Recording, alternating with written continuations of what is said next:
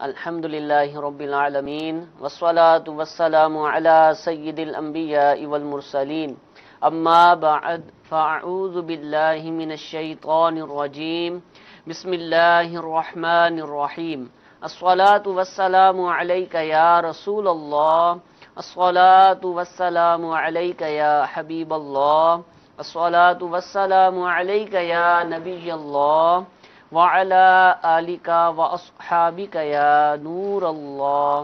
پیارے اور محترم اسلامی بھائیوں، دارالفتاح اہل سنت سلسلے میں مرحبا کہتے ہیں۔ الحمدللہ عز وجل ماہ رمضان المبارک کا آغاز ہو چکا ہے۔ تمام عاشقان رسول کو مدنی چینل کی ٹیم کی طرف سے، ہماری طرف سے رمضان المبارک کی آمد مبارک ہو۔ اللہ تعالی ہمیں اس مہینے کے اندر اس کی قدر کرنے، اس میں زیادہ سے زیادہ اللہ تبارک و تعالیٰ کی عبادت کرنے، قرآن پاک کی تلاوت کرنے، نیکیاں کمانے کا موقع عطا فرمائے، ایسا کرنے کی توفیق عطا فرمائے، اس کی قدر کرنے کی توفیق عطا فرمائے۔ انشاءاللہ عز و جل آج دارالفتاح اہل سنت سلسلے کے اندر بہت ہی اہم موضوع ہے۔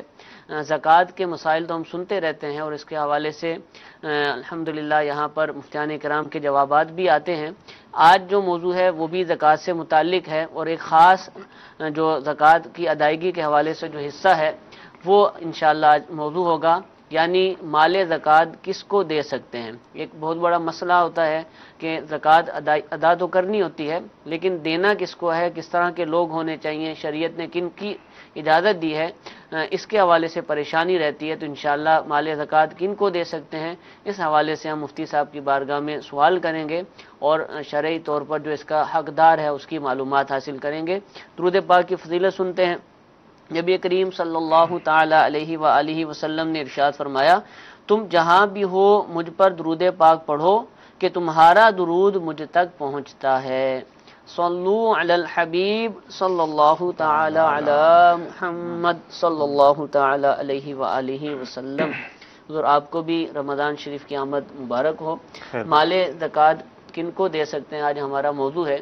تو شریعت نے کن کن لوگوں کے حوالے سے بیان کیا ہے کہ یہ مصارف زکوٰۃ ہیں، ان کو زکوٰۃ دی جا سکتی ہے، کون لوگ ہیں، ان کے نام ارشاد فرمائیے۔ الحمدللہ رب العالمین والصلاة والسلام علی سید المرسلین اما بعد فاعوذ باللہ من الشیطان الرجیم بسم اللہ الرحمن الرحیم۔ مال زکوٰۃ کنہیں دے سکتے ہیں، یعنی مصارف زکوٰۃ۔ قرآن پاک میں بڑی وضاحت کے ساتھ مصارف زکوٰۃ کا ذکر آیا ہے کہ کہاں کہاں زکوٰۃ کو صرف کیا جا سکتا ہے، کنہیں دے سکتے ہیں۔ اس بارے میں اللہ تبارک تعالیٰ قرآن مجید میں ارشاد فرماتا ہے کہ انما الصدقات للفقراء والمساکین والعاملین علیہا والمؤلفۃ قلوبہم وفی الرقاب والغارمین وفی سبیل اللہ وابن السبیل فریضۃ من اللہ واللہ علیم حکیم۔ اس آیت مبارکہ میں اللہ تبارک تعالیٰ نے 8 مصارف ذکر فرمایا، ترجمہ بھی سماعت فرما لیں۔ 8 طرح کے لوگ جن کو دی جا سکتی ہے زکوٰۃ۔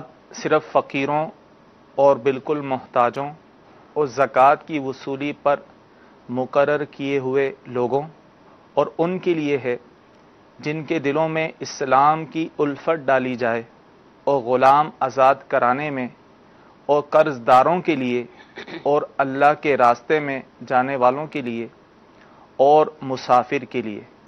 یہ اللہ کا مقرر کیا ہوا حکم ہے، اور اللہ علم والا، حکمت والا ہے۔ تو 8 مصارف ذکر کیے ہیں، ان میں سے پہلا ذکر کیا فقیر۔ تو یہ وضاحت کر دوں، یہاں جو آیت مبارکہ میں صدقات کا لفظ آیا ہے، صدقے کا لفظ، اس سے مراد زکوٰۃ ہے۔ ٹھیک ہے، تو زکوٰۃ ان لوگوں کو دے سکتے ہیں۔ پہلا ذکر کیا فقیر، للفقراء، فقراء کے لیے۔ اب فقیر کس کو کہتے ہیں؟ شرعی فقیر اس کو کہتے ہیں کہ جس کے پاس نصاب کے برابر مال نہ ہو، یعنی اتنا نہ ہو، نہ اتنا سونا ہو نصاب کے برابر، نہ چاندی ہو، اور نہ ہی جو ہے اتنی رقم ہو، یا ہو تو صحیح لیکن اس کی حاجت کے اندر مستغرق ہو، یعنی رہنے کا مکان ہے، پہننے کے کپڑے ہیں، استعمال کے برتن وغیرہ چیزیں ہوتی ہیں، یہ ہیں۔ حاجت سے زائد اتنا مال نہیں ہے کہ جس کا نصاب کے برابر مال پہنچے، تو اسے شرعی فقیر کہتے ہیں۔ ٹھیک ہے، دوسرا ذکر کیا جو بالکل محتاج ہوتے ہیں، مساکین، کہ جن کے پاس نہ کھانے کو کچھ ہو نہ پہننے کو کچھ ہو، تو ضرورت کی قدر یہ جو ہے سوال کر سکتے ہیں، صحیح۔ اور جو شرعی فقیر ہے اسے بلا ضرورت سوال کرنا جائز نہیں۔ فرق دونوں میں یہ آ جی گیا، جی۔ ٹھیک ہے، اور زکوٰۃ کی وصولی پر جو مقرر کیے گئے ہیں، جس کا ذکر ہوا والعاملین علیہا، کہ جو زکوٰۃ وصول کرنے کے لیے لوگ مقرر کیے گئے ہیں، پہلے حاکم کی طرف سے جو ہے مقرر کیے جاتے تھے عامل، کہ جو لوگوں کے لیے زکوٰۃ وصول کرتے تھے، ٹھیک ہے۔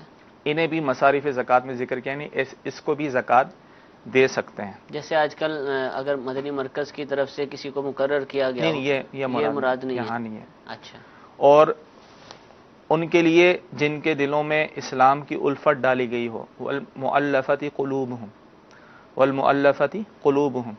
اب یہاں جو ہے فرمایا گیا، فقہاء کرام فرماتے ہیں کہ کیونکہ اب الحمدللہ اسلام کا غلبہ ہو چکا ہے، حضرت ابوبکر صدیق رضی اللہ تعالیٰ عنہ کے دور سے ہی یہ صحابہ میں یہ اجماع ہو چکا تھا کہ اب جو ہے مؤلفۃ قلوب جو ہے یہ ساقط ہے، یعنی اب اس لیے زکوٰۃ نہیں دی یعنی جائے یہ گی۔ وہ لوگ تھے کہ جو اسلام کو قریب لانا ان کو جی جی مراد تھا، ان کو دی جاتی تھی، جی، اسلام کو شر کے سے قریب بچے لانے ہوں۔ کے لیے اس لیے دی جاتی ٹھیک تھی، ہے، اب وہ سلسلہ ٹھیک ہے، نہیں رہا۔ ٹھیک ہے، اسی طرح قرض داروں کے لیے جو مقروض ہے، جس کے بعد اتنا قرضہ ہو کہ یعنی جو کچھ اس کے پاس ہے جس سے قرضہ ادا نہ ہو، یا اس کے بعد جو کچھ ہے قرضہ تو ادا ہو جاتا لیکن اتنا نصاب کے برابر بچتا نہیں ہے، یعنی جو مقروض ہے ٹھیک ہے، اسے زکوٰۃ دے سکتے ہیں۔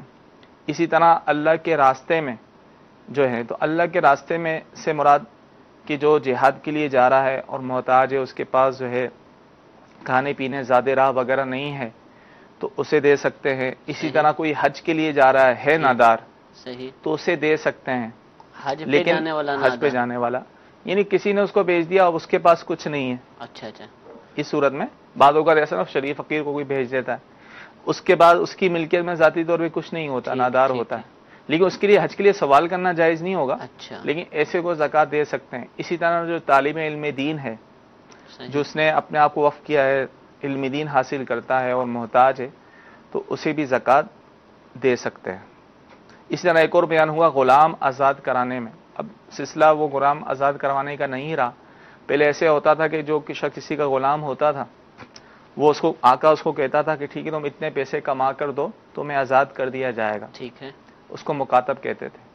اب غلام آزاد کرانے کے لیے بھی زکوٰۃ دینے کی اجازت ہے، تو فی الحال تو غلام آزاد کرانے کا ایسا سلسلہ معاملہ ہے ہی نہیں، ہے نہیں۔ تو یہ 8 مصارف قرآن پاک میں بیان کیے گئے ہیں۔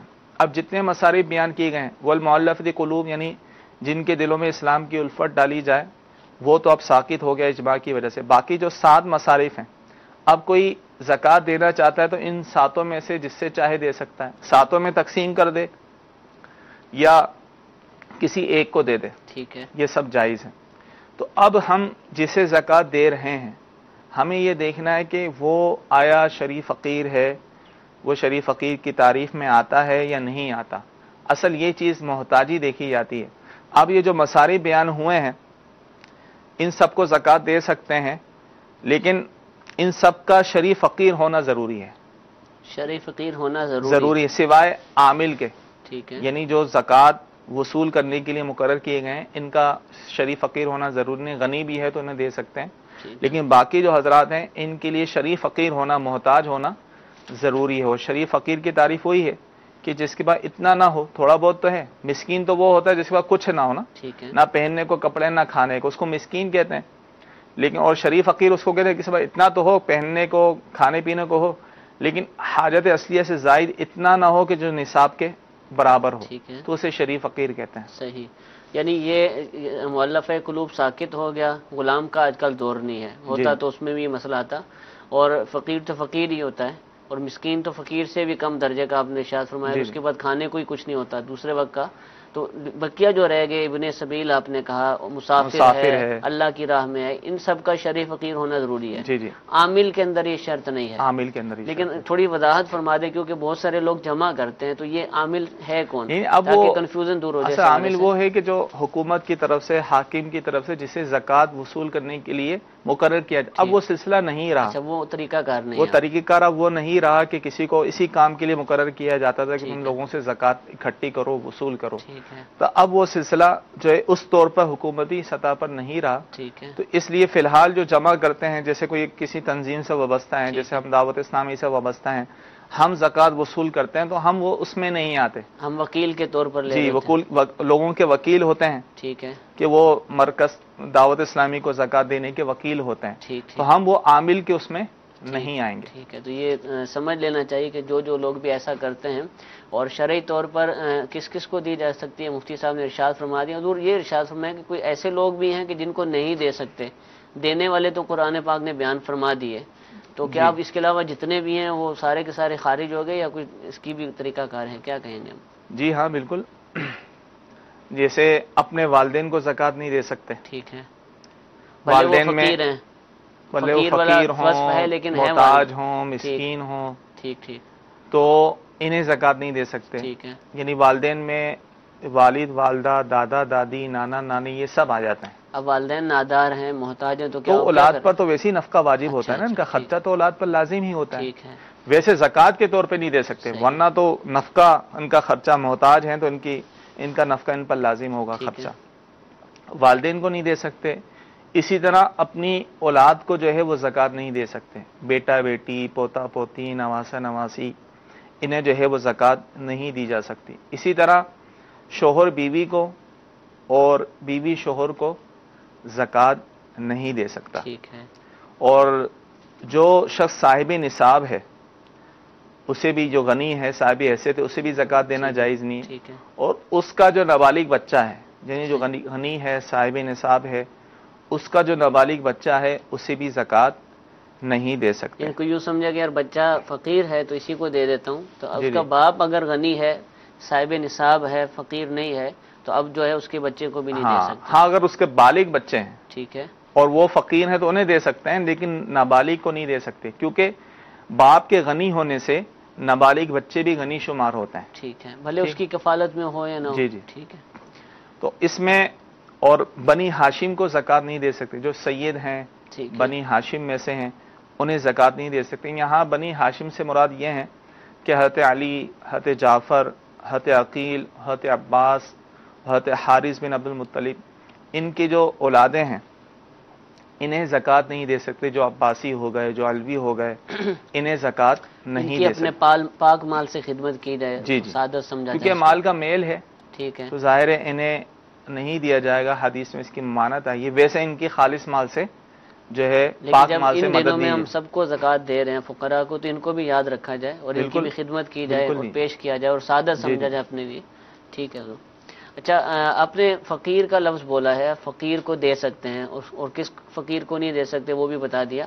جو عام طور پر فقراء ہیں، جو والدین بھی نہیں ہیں، فقیر آیا تھا اس کو ہم نے یہ دے دیا، فقیر آیا تھا، بھیک مانگنے والے جن کو کہا جاتا ہے، یہ ان کے اوپر لفظ فقیر بولا جاتا ہے، تو کیا یہ مراد ہیں قرآن پاک کی اس آیت کے اندر، یا یعنی عام جو بیکاری ہیں، جی جی، جو عام طور پہ بھیک مانگتے ہیں، اب ان کی تین صورتیں ہیں، ان میں بھی تین قسمیں ہم بنائیں گے، ٹھیک ہے۔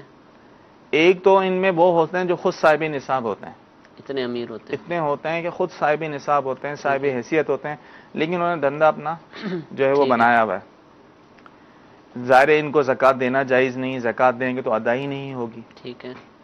اور ایک دوسرے فقیر وہ ہوتے ہیں کہ خود تو صاحب نصاب نہیں ہوتے، لیکن خود تندرست ہوتے ہیں، صحیح سالم ہوتے ہیں، خود کما کر کھا سکتے ہیں، محنت کر سکتے ہیں، لیکن وہ ان کی عادت ہو جاتی ہے کون محنت کرے، کون وہ کرے، سوال کر کے جو ہے اپنی ضرورت کو پورا کر لیتے ہیں، تو اگر وہ صاحب نصاب نہیں ہے، انہیں زکوٰۃ دیں گے تو زکوٰۃ تو ادا ہو جائے گی، لیکن انہیں دینا منع ہے، ٹھیک ہے، کیونکہ ان کا سوال کرنا جائز نہیں ہے، اس طرح ٹھیک ہے، جن کا سوال کرنا جائز نہیں ان کو دینا بھی منع ہے، لیکن اگر انہوں نے دے دیا تو زکوٰۃ ادا ہو جائے گی۔ اور تیسری قسم وہ ہوتی ہے جو فقیر ہوتے ہیں لیکن خود کمانے پر جو ہے وہ قادر ٹھیک ہے، نہیں ہوتے، تو انہیں بھی زکوٰۃ دی جا سکتی ہے۔ تو لہذا ہمیں یہ دیکھنا چاہیے جو عام پیشہ ور لوگ ہیں، بھکاری ہوتے ہیں، انہیں زکوٰۃ دینے سے پہلے ہم سوچ لیں ٹھیک ہے، کہ واقعی یہ ایسی ان کی حیثیت ہے یا نہیں۔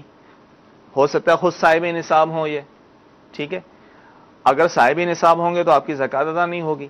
ہاں اگر سامنے والے نے سوال کیا اور آپ نے اس کو غنی نہ سمجھا، آپ نے مستحق ہی سمجھا اور مستحق سمجھ کے زکوٰۃ دے دی تو آپ کی زکوٰۃ ادا ہو جائے گی، اگرچہ بعد میں ظاہر ہو کہ بھائی یہ تو صاحب نصاب تھا، لیکن آپ کی زکوٰۃ ادا ہوگی۔ تو بغیر سوچے سمجھے نہیں دینی چاہیے، تحری کر کے سوچ و بچار کر کے کہ واقعی یہ مستحق ہے یا نہیں ہے، ٹھیک ہے، تو اس اعتبار سے دینا چاہیے۔ اور جو ویسی کمانے پر قادر ہیں انہیں نہ دیا جائے، صحیح، اور جنہوں نے اپنے پیشہ بنایا کماتے ہی نہیں ہیں، یعنی بآسانی کما سکتے ہیں، تو اب ظاہر ان کو دینا یہ ہے کہ ان کے گناہ پر ان کی مدد کرنا ہے، ٹھیک کہ ہے، ان کا سوال کرنا اس طرح جائز جائز نہیں نہیں پیشہ، تو انہیں نہ دیا جائے۔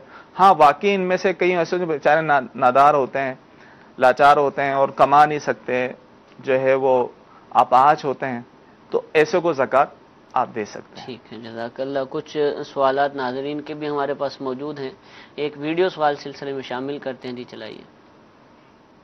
رمضان المبارک کا چاند دیکھنے کے لیے کتنے لوگوں کی گواہی قبول ہوتی ہے، اور وہ لوگ کیسے اور کس طرح کے ہونے چاہیے کہ جن کی گواہی قبول ہو؟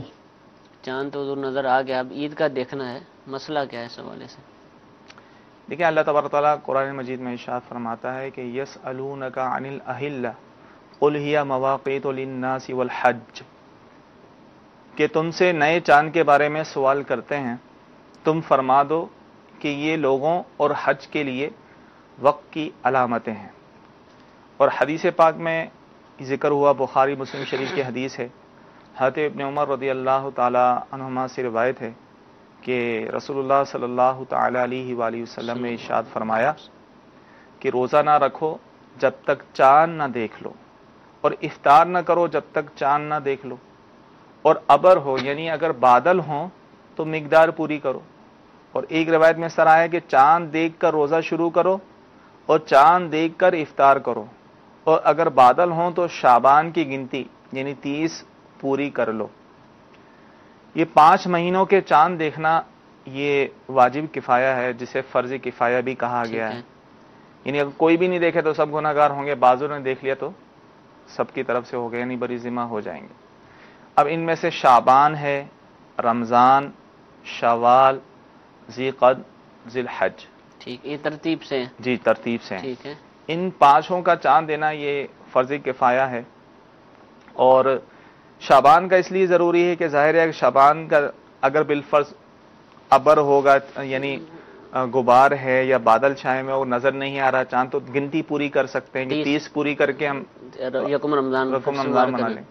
رمضان کا اس لیے ضروری ہے کہ روزہ رکھنے کے لیے، ٹھیک ہے، شوال کا اس لیے ضروری ہے کہ روزہ افطار کے لیے نہیں، اب عید آگے کے لیے، عید ہے کہ نہیں؟ اسی طرح ذی قعد کا ذی الحجہ کے لیے، اور ذی الحجہ کا جو ہے وہ بقرہ عید کے لیے، ٹھیک ٹھیک، حج وغیرہ تو کے لیے، اس کے لیے جو ہے یہ فرضی کفایہ، واجبی کفایہ بھی اس کو کہتے ہیں۔ ٹھیک ہے، اب انہوں نے سوال کیا کہ اب کتنے گواہ ہوں، کیسے ہوں؟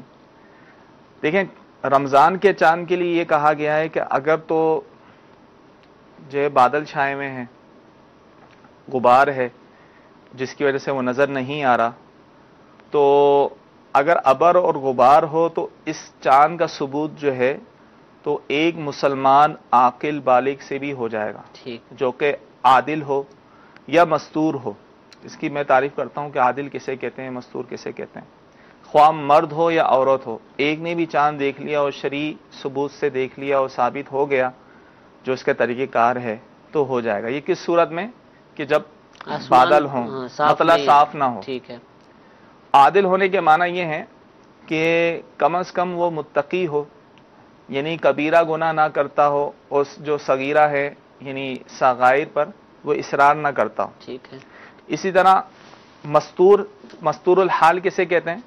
وہ اسے کہتے ہیں کہ جس کا ظاہر حال تو شریعت کے مطابق ہے، ٹھیک ہے، لیکن اس کا باطن کا حال کا معلوم نہیں ہے۔ ٹھیک ہے، تو رمضان کے معاملے میں اس کی گواہی تو چل جائے گی، لیکن رمضان کے علاوہ کسی اور مہینوں میں اس کی گواہی نہیں چلے گی۔ صحیح، لیکن اگر مطلع صاف ہو یعنی آسمان صاف ہے. تو اس صورت میں جب تک بہت سارے لوگ گواہی نہ دے دیں اس وقت تک چاند کا ثبوت نہیں ہوگا. یعنی اچھا. اتنے سارے لوگ کہ جو قاضی شرع ہیں انہیں ظن غالب ہو جائے کہ ہاں یہ لوگ سچ کہہ رہے ہیں, تو اس صورت میں جو ہے وہ چاند کا ٹھیک ہے. ثبوت ہوگا. ٹھیک ہے. اور اگر مطلع باقی مہینوں کے علاوہ یعنی رمضان کے علاوہ جو باقی مہینے ہیں تو اس میں اگر مطلع صاف نہ ہو تو اس صورت میں 2 مرد یا 1 مرد 2 عورتوں کی گواہی یہ ضروری ہوگی جو کہ سب کے سب عادل ہوں. ٹھیک ہے, جزاک اللہ. مفتی صاحب جواب دے رہے تھے تو اب جواب کے دوران جو ہے میرے ذہن میں ہے کہ کئی اسلامی بھائی ہو سکتا ہے سوچ رہے ہوں یار رمضان میں 1 کی قبول ہو رہی ہے, بقیہ میں 1 سے زائد ہونے چاہیے, پھر اس کی شرائط ہیں. لاجک کیا ہے؟ چاند تو چاند ہوتا ہے اور ہر وقت وہ چاند آسمان ہی پر نظر آتا ہے, لیکن یہ مختلف صورتیں کیا ہیں؟ تو لاجکس تو ضرور ہوتی ہیں اور بیان بھی کی جاتی ہیں اور علماء کو معلوم بھی ہوتی ہیں. اگر آپ کو بھی اس کے حوالے سے تھوڑا سا اگر وہ دل چاہ رہا ہے کہ لاجک معلوم ہو جائے تو میرا مدنی مشورہ ہے کہ آپ جن حضرات کو یہ لاجک پڑھائی جاتی ہیں آپ بھی ان میں شامل ہو جائیں. الحمدللہ عز و جل دعوت اسلامی کے تحت جامعۃ المدینہ جہاں پر عالم کورس کروایا جاتا ہے, الحمدللہ پاکستان کے ساتھ ساتھ دنیا بھر کے کئی ممالک کے اندر اس کی شاخیں موجود ہیں. آن لائن بھی اس کا سلسلہ ہوتا ہے, لیکن جو باقاعدہ درس نظامی ہے وہ ایک جامعۃ المدینہ کے اندر مدرسے کے اندر جا کر پڑھایا جاتا ہے. اسلامی بھائیوں کے لیے بھی اس کا اہتمام ہوتا ہے اور اسلامی بہنوں کے لیے بھی اس کا اہتمام ہوتا ہے. تو ابھی بھی داخلے جاری ہیں, آن لائن بھی داخلے جاری ہیں. دعوت اسلامی کی ویب سائٹ پر جو ڈپارٹمنٹ کا ایک آپشن ہے وہاں پر جامعۃ المدینہ کی جو ویب سائٹ ہے آپ وہاں جائیے, آن لائن فارم بھریے یا پھر قریبی کسی بھی جامعۃ المدینہ کی شاخ سے داخلہ فارم حاصل کیجیے اور شوال المکرم کے اندر 10 شوال المکرم تک یہ داخلے جاری رہیں گے اور اس کے بعد کلاسز کا آغاز ہو جائے گا. تو آپ اس کورس میں شریک ہوں انشاءاللہ عز و جل, بہت سا علم دین حاصل کرنے کا موقع ملے گا. اس طرح کی لاجکس جو اسلام کے مسائل کے حوالے سے ہوتی ہیں وہ بھی انشاءاللہ وہاں پر معلوم ہوں گی اور علم دین حاصل کرنے کی وجہ سے انشاءاللہ ڈھیروں ثواب بھی حاصل ہوگا. تو تمام اسلامی بھائیوں سے اور اسلامی بہنوں سے مدنی التجا ہے کہ خود داخل ہوں یا اپنے گھر میں سے کسی کو, اپنے بچے کو, اپنے بھائی کو, کسی کو داخل کروائیں, اپنے دوست کو ترغیب دلائیں. انشاءاللہ آپ کی ترغیب سے کوئی عالم بن گیا تو انشاءاللہ اس کی برکتیں آپ کو بھی حاصل ہوں گی. ایک مزید سوال سلسلے میں شامل کرتے ہیں. اس میں میں مزید ایک وضاحت کر دوں کہ آج کل لوگ بڑی باتیں بناتے ہیں اس معاملے میں. جی جی, چاند کے حوالے سے جب جو علماء جو ہے وہ علماء کی کمیٹی بیٹھتی ہے چاند کے حوالے سے, تو دیکھیں حدیث میں آیا ہے کہ چاند دیکھ کر روزہ رکھو. حدیث پاک کے الفاظ ہیں, آپ ابھی سنائی تھی بخاری مسلم ٹھیک ہے. شریف کی. تو شریعت میں رویت کا اعتبار ہے, یعنی دیکھنے کا اعتبار ہے. رویت ہلال بھی کہا جاتا ہے نا, رویت ہلال کمیٹی, یہ چاند کو دیکھنے سے یا شرعی گواہوں سے اس کا ثبوت ہوگا. ٹھیک ہے. ٹھیک ہے. تو اب چاہے کوئی علم حیت کا اور اس کا بڑا ماہر کیوں نہ ہو, علم فلقیات کا ماہر ہو, اور وہ کہتے ہیں آج چاند ہوا ہے یا آج چاند نہیں ہوا اپنے علم کے مطابق, تو اس کا اعتبار ٹھیک ہے نہیں کیا جائے گا. اصل اعتبار وہی جو شریعت کے مطابق ہے وہ ہے رویت. ٹھیک ہے. اسی لیے جو ہے علماء کی کمیٹی بیٹھتی ہے. تو آخر کیا وجہ ہے کہ ان جو علم فلکیات کے ماہر ہوتے ہیں, محکمہ موسمیات والے ہوتے ہیں, ان کی باتوں کو کیوں قبول نہیں کیا جاتا؟ ٹھیک ہے. یعنی ٹھیک اپنے علم کے مطابق وہ کہتے ہیں کہ ممکن ہے, مشکل ہے, نظر آنا ہے یا نہیں ہے, لیکن اصل ان کے کہنے کا اعتبار نہیں ہوتا, اصل اعتبار ہوتا دیکھنے کا. اور شریعت نے جو بیان کیا ہے شرعی گواہوں سے اس کا ہی ہوتا ہے. تو ہمیں اس طرح کی باتیں نہیں کرنی چاہیے. یہ کیا بھائی چاند اتنا جدید دور ہو گیا اور اس دور میں بھی یہ علماء یہاں بیٹھے ہوئے ہیں دیکھ رہے ہیں, اور پھر معاذ اللہ بعد دفعہ مذاق بھی اڑایا جاتا ہے ان کے اوپر, ان کی عمر کے حوالے سے, ان کی نظر کے حوالے سے. تو یہ چیزیں بھی نہیں ہونی چاہیے کیونکہ شریعت کہ ان کو اتنی معلومات ہوتی نہیں ہے. جی جی. اور اس طرح کی بات کرتے ہیں جس میں علماء کی توہین ہوتی ہے, شریعت کی باتوں کا توہین ہو رہی ہوتی ہے, تو بعض صورتیں معاملہ کفر تک بھی جا سکتے ہیں.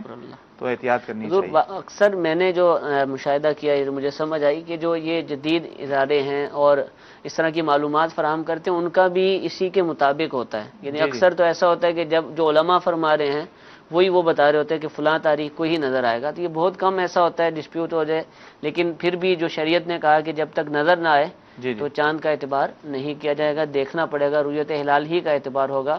ایک کال سلسلے میں شامل کرتے ہیں. جی چلائیے.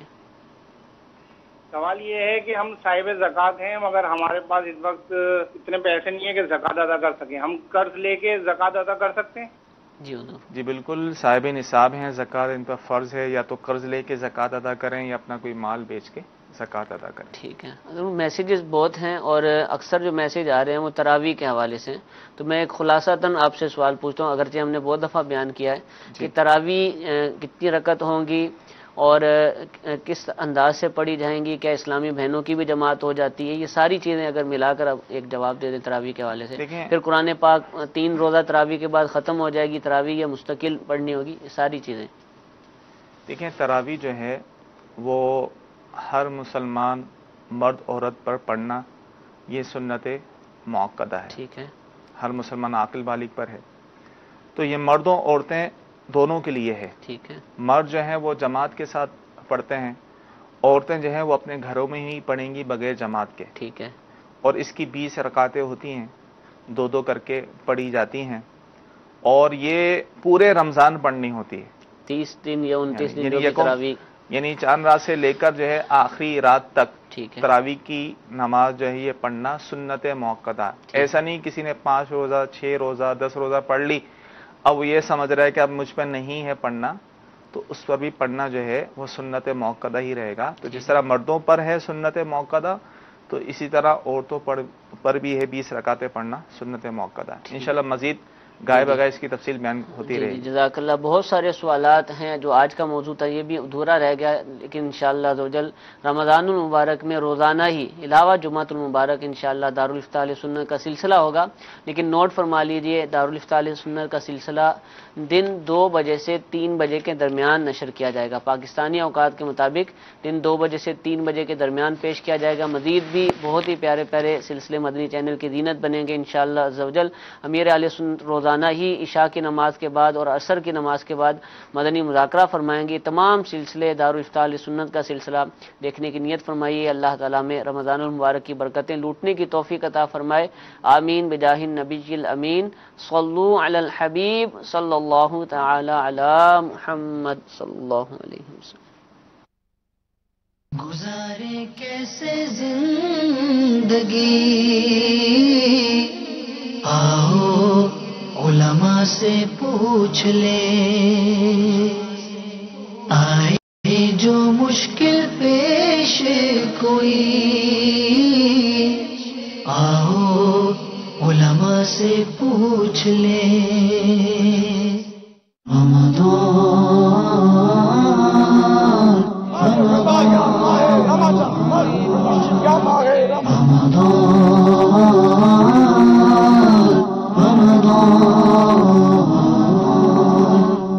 زندگی میں میسر آ جائے رمضان المبارک تو یہ اللہ کا فضل اور اس کا کرم ہے.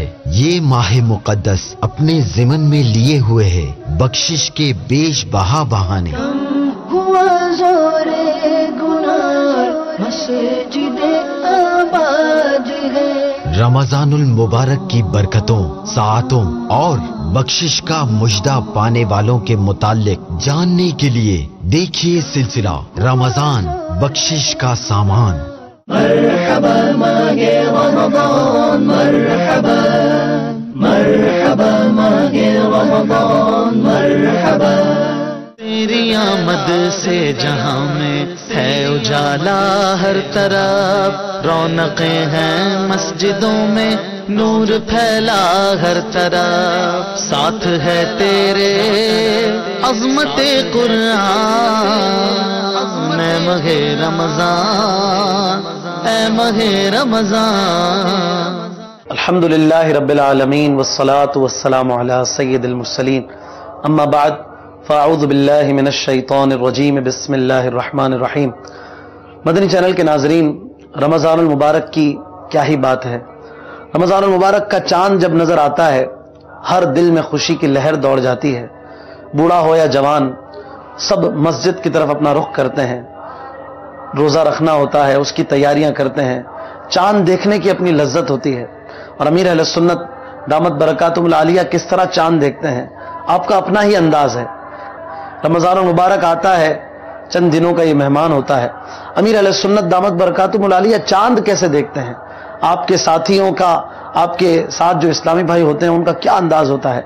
آئیے آپ کو چند مناظر دکھاتے ہیں. آمد رمضان ہے، آمد رمضان ہے، آمد رمضان ہے، آمد رمضان ہے، مرحبا صد مرحبا پھر آمد رمضان ہے، کھل اٹھے مرجائے دل، کھل اٹھے مرجائے دل، تازہ ہوا ایمان ہے،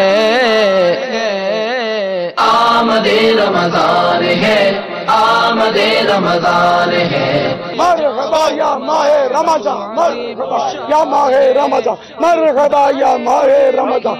تمام عاشقان رسول کو ماہ رمضان کی آمد مبارک ہو۔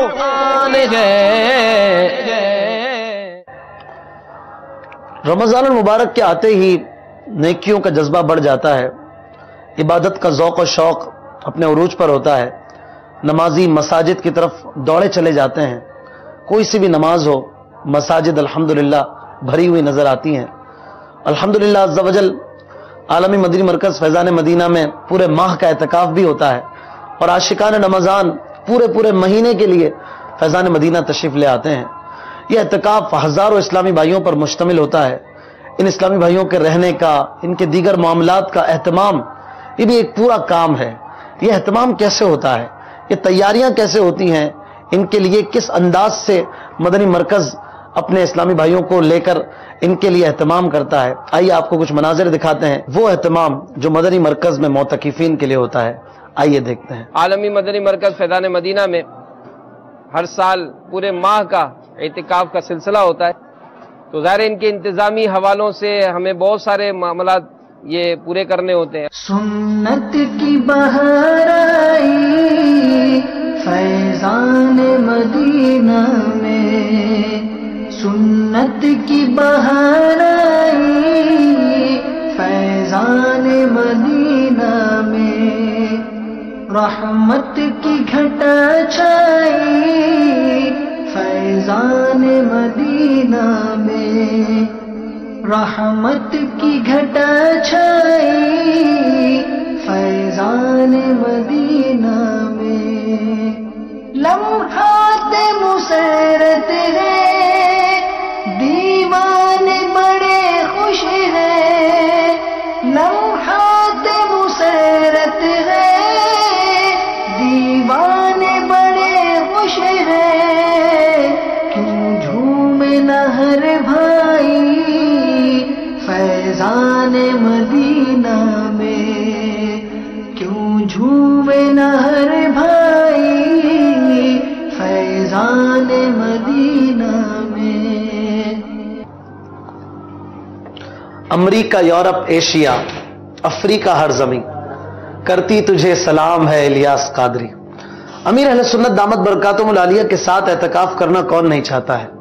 نہ صرف پاکستان بلکہ دنیا بھر سے عاشقان رمضان امیر اہل سنت کے ساتھ پورے ماہ کے اعتکاف کے لیے آ جایا کرتے ہیں، اور ان کے انتظامات بھی ہم آپ کو دکھا رہے ہیں۔ امیر اہل سنت کے ساتھ اعتکاف کرنے کے لیے کہاں کہاں سے لوگ آئے ہیں، آئیے انہی کی زبانی سنتے ہیں۔ UK برسٹل سے آیا ہوں۔ I came from Peterborough, UK. اور میں UK سے آیا ہوں۔ ذیشان طاری from Luton, UK. I'm from UK, Peterborough. I'm here for the 30-day اعتکاف۔ I am from UK. Punjab Khanewal سے یہاں پہ اعتکاف کرنے کے لیے آئے ہیں۔ میں قائد اعظم یونیورسٹی نواب شاہ سے۔ پنجاب سے۔ میں ملیر سے آیا ہوں۔ صفورہ گوٹ مچھر کالونی سے۔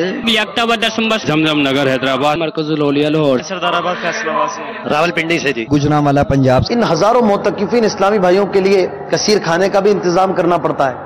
ہمارے گھر میں 2-4 مہمان آ جائیں تو ہمیں ان کے انتظامات کے لیے وقت دینا پڑتا ہے، کوششیں کرنی پڑتی ہیں، ہمیں پتہ چل جاتا ہے کہ کیسے ہوتا ہے انتظام۔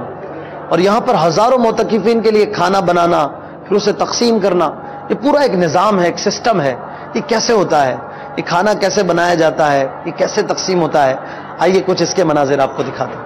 فیضان رمضان، فیضان رمضان، فیضان رمضان، رمضان رمضان رمضان رمضان رمضان رمضان، فیضان رمضان، رمضان رمضان، فیضان رمضان، رمضان رمضان رمضان رمضان، فیضان رمضان، رمضان رمضان،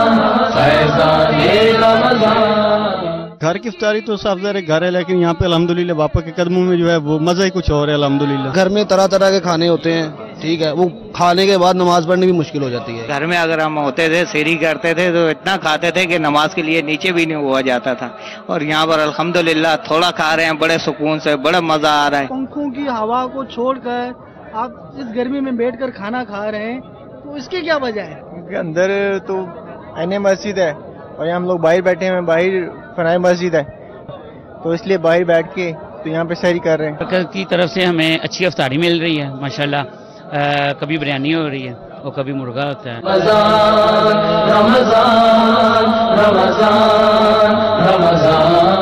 एतकाफ करने का एक मकसद हुआ करता है कि कुछ सीखें, कुछ अमल करें, कुछ इबादत करें, कुछ रब को राज़ी करने का सामान करें।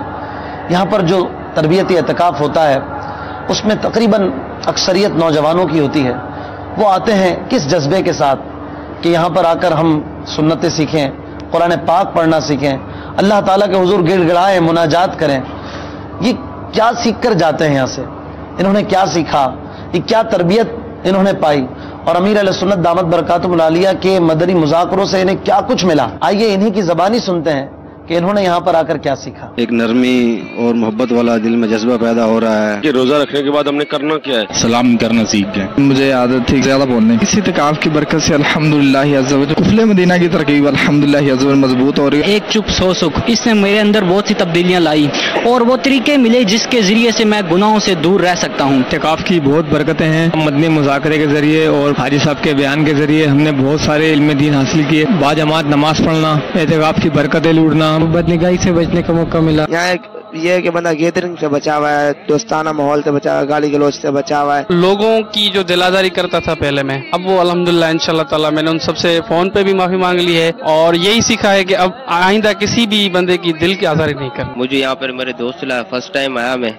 वैसे तो मुझे नमाज पढ़ना भी नहीं आती थी, अल्हम्दुलिल्लाह मैंने यहाँ पर सीखी। दिन रात यही सोचते हैं पिछले दिन की कितनी गुनाहों में गुजारी। अल्हम्दुलिल्लाह यहाँ आने से 5 वक्त बाजमात नमाज पढ़ते हैं, तहज्जुद भी यहाँ पढ़ते हैं, सलातु तस्बीह पढ़ते हैं। फर्ज नमाज नहीं पढ़ते थे, ये आपका फैज है, यहाँ के तहज्जुद गुजार बना दिया है, सलातु तस्बीह पढ़ने वाला बना दिया है। इल्म दीन अल्हम्दुलिल्लाह बहुत कुछ सीखने को मिल रहा है, नमाज का तरीका मिल रहा है, प्रैक्टिकल सीखने को, और पापा के मदनी मुज़ाकरों में अल्हम्दुलिल्लाह मसाइल हमें ऐसे सीखने को मिले जो सुनने में भी नहीं आते कभी। मैं ये समझ रहा था रास्ते में कि पता नहीं मैं जागूंगा कैसे, सोऊंगा कैसे, अल्हम्दुलिल्लाह हर तरह में सुकून नजर आ रहा है। झूठ बोलना छोड़ दिया, लोगों की दिलदारी नहीं करते। मैंने दुआएं सीखे, खाने की, पीने के, गुस्ल खाने के, आने जाने के। हम थे घर में रोजा रखते थे, लेकिन ना जुबान का रोजा, ना आंख का रोजा, ना कान का रोजा, ना हाथ का रोजा, लेकिन हम यहाँ पे आए तो मैं तो कहता हूँ हर एक को यहाँ आना चाहिए। हजरत यूसुफ अलैहिस्सलाम जब मिस्र में गए, उनका वजन कितना था, उम्र कितनी थी? पापा के जब से मदनी मुज़ाकरे शुरू किए सुनना, गाने पहले बहुत सुनता था, गाने छोड़ दिए मैंने अल्हम्दुलिल्लाह। इतनी उम्र हो गई है 19 साल 20 साल, तो इतनी देर में कुछ नहीं सीखा, यहाँ पे आगे इतना कुछ सीख लिया कि सारी उम्र भी लगते रहे तो नहीं सीख पाते थे। जो सिर्फ इत्तिकाफ के लिए आते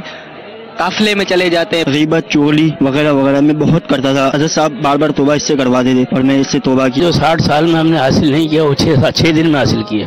मेरे ख्याल में इतनी तरबियत, इतने प्यार, मोहब्बत, इतनी शफकत जो सिखा रहे थे, मेरे ख्याल में हमारा जो हकीकी बाप है वो भी हमें नहीं सिखा सकता इतना जो हमें फैज़ान मदीना के अंदर जो मिल रहा है। आप यकीन करें कि हमें बैठना सिखा दिया, हमें खाना सिखा दिया। भाई बर्थ मुसलमान है, हमने देखा बाप दादा नमाज पढ़ रहे हैं, हम भी नमाज पढ़ने लगे। हमारी नमाजें सही कितनी हुई हैं, हम जो अभी तक रोजे रखते रहे कि बस अजान हो रही है खाते रहें जी, खाते रहें। एक उलूम है हर चीज का, लेकिन रोजा रख लिया, बस सुबह रख लिया, शाम को खोल लिया, अजान हो गई रोजा बंद कर लिया, अजान हो गई रोजा खोल लिया, पता ही नहीं है रोजे की टाइमिंग क्या है। जो कुछ भी हमें यहाँ मिल रहा है वो अल्फाजों में नहीं है हमारे। यहाँ आगे मुझे पता चला कि इशराक और चाश्त के नवाफल पढ़ने से एक हज और उम्रा का स्वाब मिलता है।